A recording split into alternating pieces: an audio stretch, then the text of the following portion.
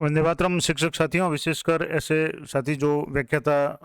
लगे हुए हैं और जिनका नाम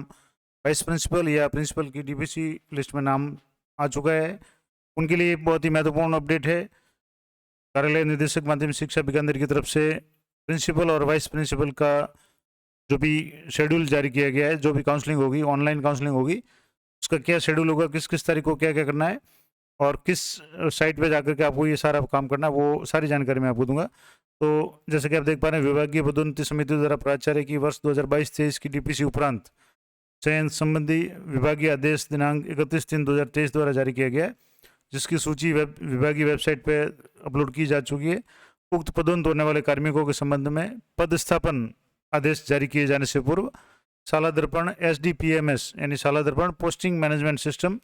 पर ऑनलाइन काउंसलिंग प्रक्रिया है, उसके लिए कार्यक्रम जारी किया जाता है। अब जैसे ये कार्यक्रम तो प्राचार्य की काउंसलिंग के लिए है, एक और कार्यक्रम है जो वाइस प्रिंसिपल यानी उप प्राचार्य की काउंसलिंग के लिए है, वो भी मैं आपको बताऊंगा क्या क्या है। तो सबसे पहले देखते हैं प्राचार्य की यानी प्रिंसिपल की काउंसलिंग है, उसका क्या शेड्यूल रहेगा। तो 16 अप्रैल से लेकर 18 तक विशेष वर्ग की जानकारी हेतु निर्धारित प्रपत्र जारी कर सूचना प्राप्त करना। प्रपत्र कौन सा है वो भी मैं आपको बता दूंगा। इसके अलावा 24/4/2023 को प्राप्त सूचना के आधार पर अस्थायी वरीयता सूची है, वो विभाग की वेबसाइट पर अपलोड की जाएगी, प्रकाशित की जाएगी। इसके बाद में 25/4 से लेकर के 26/4 यानी 2 दिन आपको 25-26 को उक्त जारी अस्थायी वरीयता सूची के संदर्भ में आपत्तियां मांगी जाएगी और 27/4 को अब अंतिम जो प्राप्त आपत्तियां हैं उनके आधार पर संशोधन करते हुए स्थायी वरीयता सूची का प्रकाशन किया जाएगा और शासन से प्राप्त निर्देशों के अनुसार रिक्तियों का प्रकाशन यानी कहाँ पोस्ट वैकेंट है उसकी जो डिटेल्स है वो 27/4/2023 को जारी की जाएगी। उसके बाद में 28/4/2023 को NIC शाला दर्पण जयपुर और बीकानेर तथा संस्थापन AB अनुभाग निदेशालय द्वारा आपसी समन्वय करके डाटा अपलोड डाटा का सत्यापन किया जाएगा। यानी जो भी कार्मिक है वो अपनी जो स्टाफ लॉगिन है उस पर अपने सारी डिटेल्स है वो अपलोड करनी है, उनका वेरिफिकेशन होगा। 1/5/2023 यानी कि 1 मई से लेकर के 3 मई तक वरीयता सूचियों में उल्लेखित अशर्तियों द्वारा विद्यालयों का चयन ऑप्शन है वो लॉक किया जाएगा। यानी जो ऑप्शन भरने की तारीख और लॉक करने की तारीख है वो 1 मई से लेकर के 3 मई तक रहेगी और 3 मई की रात्रि को 12 बजे तक है। जो भी व्याख्याता बंधु, जो सीनियर व्याख्याता बंधु है जिनका प्रिंसिपल की डीपीसी में नाम है या जो भी सेकेंडरी HM है, वो सारे है वो ऑप्शन इनका लॉक किया जाएगा। उसके बाद में 4 से 5 तारीख को अशर्तियों द्वारा दिए गए जो भी विकल्प उसके आधार पे NIC और शाला दर्पण बीकानेर द्वारा रिजल्ट या रिपोर्ट तैयार की जाएगी और 8/5/2023 को रिजल्ट या रिपोर्ट के आधार पर पद स्थापन संबंधी जो भी आदेश है वो जारी किए जाएंगे। यानी कि इसमें सबसे महत्वपूर्ण जो तारीखें हैं वो 1/5 से 3/5 है, जिसमें आपको जो भी पत्र या अशर्ती है उनके वरीयता सूची में जिनका नाम है वो विद्यालय का चयन करेंगे और ऑप्शन लॉक करेंगे। इसके संबंध में मैंने पिछली बार एक लाइव वीडियो आपको बताया था। पिछली जो भी काउंसलिंग हुई थी वो भी ऑनलाइन हुई थी प्रिंसिपल की। तो एक जो भी वरिष्ठ व्याख्याता थे जिनका अभी प्रिंसिपल में चयन हो चुका है, उनकी पूरी मैंने जो इस SDPMS पोर्टल पे लाइव उनका फॉर्म भर के आपको बताया था, तो वो वीडियो आप देख सकते हैं। उसका लिंक मैं इस वीडियो को डिस्क्रिप्शन दे दूंगा। इसके अलावा मैं जल्दी इस संबंध में भी एक अलग से वीडियो बना रहा हूँ। तो ये तो हो गई बात प्राचार्य या प्राचार्य की जो काउंसलिंग है उसके संबंध में, शेड्यूल के संबंध में। अब है कि उप प्राचार्य की जो डीपीसी 2022-23 की डीपीसी के उपरांत चयन विभागीय समिति के आदेश द्वारा 21/2/2023 द्वारा जारी किया गया था और जिसकी सूची भी जारी की गई थी। उनका जो SDPMS पोर्टल पे है ऑनलाइन जो कार्यक्रम काउंसलिंग कैसे रहेगा, तो 8/5/2023 यानी पहले प्रिंसिपल की जो भी ये काउंसलिंग होगी, उसके बाद में उप प्राचार्य यानी वाइस प्रिंसिपल की काउंसलिंग होगी, जिसमें 8/5/2023 से शुरू होगी और 8 मई को अंतिम वरीयता सूची का प्रकाशन किया जाएगा। उसके बाद में 9 मई को जो NIC शाला दर्पण को अभ्यर्थियों की वरीयता सूची और रिक्तियां अपलोड करने तो उपलब्ध कराई जाएगी और 10 से 11 मई को NIC शाला दर्पण द्वारा अभ्यर्थियों की वरीयता सूची और रिक्तियां अपलोड करना, यानी जो वैकेंट पोस्ट है उसकी सूची वगैरह है वो 10 से 11 तारीख के बीच में मई में जारी कर दी जाएगी। 12 से 14 तारीख सबसे महत्वपूर्ण बात इसमें, कुछ जो भी ज़्यादा अगर मान लो है जो भी क्योंकि 10,000 के लगभग जो भी व्याख्याता है उनका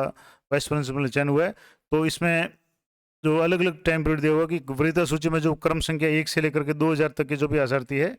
उनको अपना विद्यालय का चॉइस और जो भी ऑप्शन है वो लॉक करने की तारीख 12/5/2023 से 14/5/2023 तक रहेगी और 14/5 की मध्य रात्रि 12 बजे तक है वो ऑप्शन लॉक कर सकेंगे।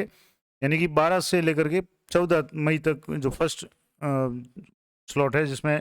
क्रम संख्या 1 से लेकर 2000 तक के जो भी आशार्थी है उनके द्वारा विद्यालय चयन और लॉक होगा। उसके बाद में 15/5 से 16/5 तक विकल्पों के आधार पर रिजल्ट तैयार किया जाएगा और 17 से 18 तारीख के बीच में ये पद स्थापना आदेश है वो जारी कर दिए जाएंगे। यानी पहला जो 1 से लेकर के 2000 तक जो भी क्रम संख्या या वरीयता सूची है उनके नाम है वो उनको पोस्टिंग सबसे पहले दे दी जाएगी। उसके बाद में 23/5 से लेकर के,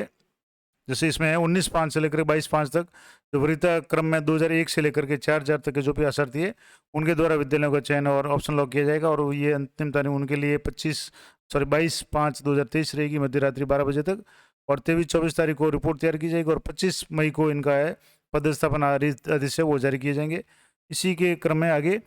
26/5 से 28/5 तक जो भी वरीयता सूची में 4000 से लेकर 6000 तक के जो भी आशार्थी है उनके द्वारा विद्यालय को चयन और ऑप्शन लॉक किया जाएगा और 29-30 तारीख तक उनके लिए जो भी रिजल्ट या रिपोर्ट तैयार की जाएगी और 31/5 को यानी 31 मई से 1 जून को रिपोर्ट के आधार पर पदस्थापना आदेश है वो जारी कर दिए जाएंगे। उसके बाद में 2 जून से लेकर के 4 जून तक क्रम संख्या 6001 से लेकर के 8000 तक के जो भी आशार्थी है उनको विद्यालय का चयन और लॉक करना है और उसके बाद में 5-6 तारीख को इनकी जो भी रिपोर्ट है वो तैयार कर दी जाएगी और उसके बाद में 7 से 8 तारीख के तक जो भी पदस्थापना आदेश जारी किए जाएंगे और 9 जून से 11 जून तक वरीयता सूची में उल्लेखित 8000 और उससे आगे के जितने भी शेष जो आशार्थी है समस्त उनके द्वारा जो विद्यालयों का चयन और ऑप्शन लॉक किया जाएगा जिसकी अंतिम तारीख 11 जून 2023 मध्य रात्रि 12 बजे तक होगी और 12 जून और 13 जून को इनकी रिपोर्ट तैयार की जाएगी और 14 जून से 15 जून के बीच में इनके जो भी पदस्थापना आदेश है वो जारी किए जाएंगे। तो इस तरीके से 15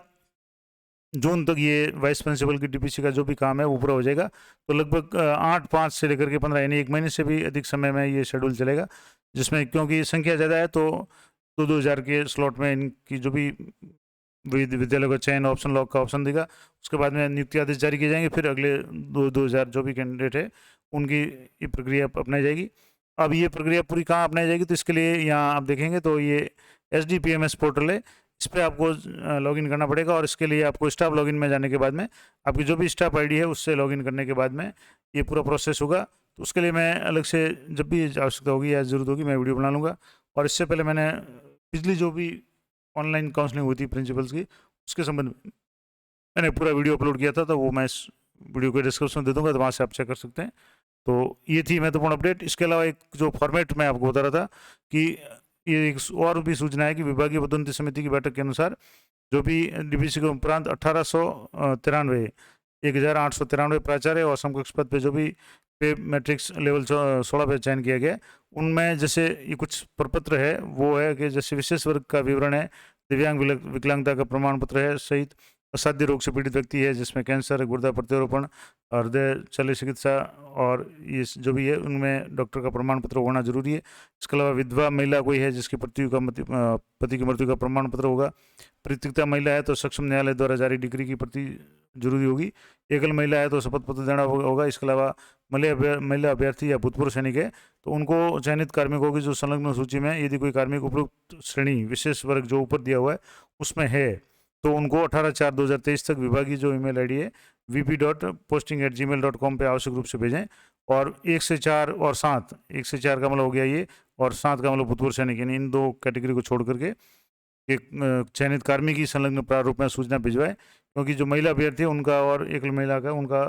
बाद में भी हो सकता है। विशेषकर इसमें दिया गया है, स्पष्ट किया जाता है कि जो भी दस्तावेज है वो आप आवश्यक रूप से लगाएं और असाध्य रोगों में सिर्फ कैंसर, गुर्दा प्रत्यारोपण और हृदय शल्य चिकित्सा, हार्ट बाईपास सर्जरी से संबंधित कार्मिकी आवेदन प्रस्तुत करें। विशेष वर्ग से संबंधित आवश्यक प्रमाण पत्र संलग्न नहीं होने पर और निर्धारित तिथि तक सूचना प्राप्त नहीं होने की दशा में उक्त चयनित कार्मिकों को विशेष वर्ग में नहीं माना जाएगा। तो ये महत्वपूर्ण थी। अब विशेष वर्ग के लिए सूचना क्या होगा, उसका ये प्रारूप होगा। कार्मिक को अपनी एम्प्लॉय आईडी लिखनी है, नाम लिखना है, एम्प्लॉय आईडी संख्या यानी पद और नाम और पद, फिर एम्प्लॉय आईडी, फिर मोबाइल नंबर, कार्मिक का पद स्थापन और पदोन्नति के लिए जैसे प्राचार्य। उसके बाद में वरिष्ठता क्रम जो भी लिस्ट में नाम है, विशेष वर्ग की जो क्रम संख्या जिसमें है और विशेष वर्ग कौन सा है, तो इनमें से आपको चेक करना है, ये चिन्हित करना है, राइट का निशान लगाना है। दिव्यांग श्रेणी में है या असाध्य रोग की श्रेणी में है, विधवा महिला, परित्यक्ता, एकल महिला, भूतपूर्व सैनिक या महिला अभ्यर्थी जो भी इनके लागू होता हो उस पर आपको राइट क्लिक करके उसका जो भी प्रमाण पत्र है वो संलग्न करना है। नीचे हस्ताक्षर, नाम और वर्तमान पद स्थापन लिख करके आपको जो ईमेल आईडी दी हुई है इस पर आपको सूचना देनी है, और ये सूचना 18/4/2023 तक अनिवार्य रूप से देनी है। तो ये महत्वपूर्ण जानकारी थी। ये सारी जो PDF है मैंने जो अभी आपको बताई है, ये मैं टेलीग्राम चैनल पे दे दूंगा, जहाँ से आप इनको डाउनलोड कर सकते हैं। और टेलीग्राम चैनल का लिंक है वो प्रत्येक वीडियो के डिस्क्रिप्शन में है, तो वहाँ से आप देख सकते हैं। आशा करता हूँ ये अपडेट आपको अच्छी लगेगी, आपके लिए उपयोगी रहेगी। इसी तरह के अपडेट के लिए चैनल पर बने रहें। मिलते हैं नेक्स्ट वीडियो में, तब तक जय हिंद, जय भारत।